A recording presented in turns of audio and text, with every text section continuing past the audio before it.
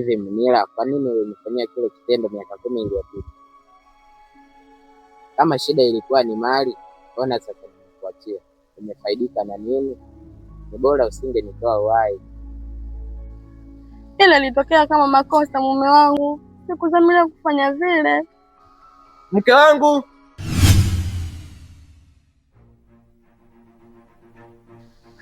unashtuka nini? Na hayo maisha ndio uliyochagua mwenyewe.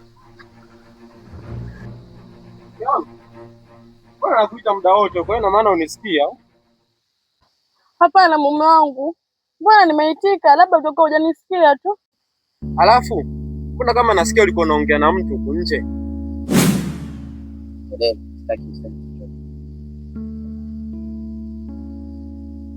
Nini? Mpaka unatikisa kitu? Hapo mke wangu saizi sikuelewi. Yaani naona kabisa umebadilika. Naona kabisa umebadilika, yaani umebadilika kabisa.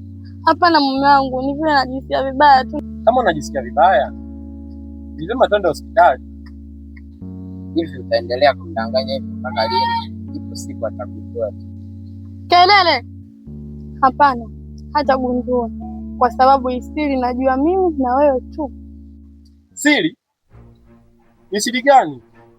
Alafu kuna kama kuna kitu unanificha. Hapana mume wangu, mimi sikufichi kitu chochote.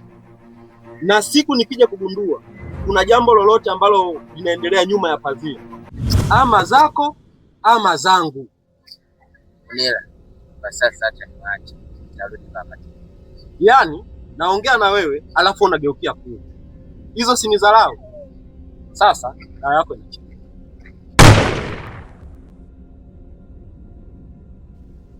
Munira, mfuate mume wako. Nitarudi kwa wakati mwingine.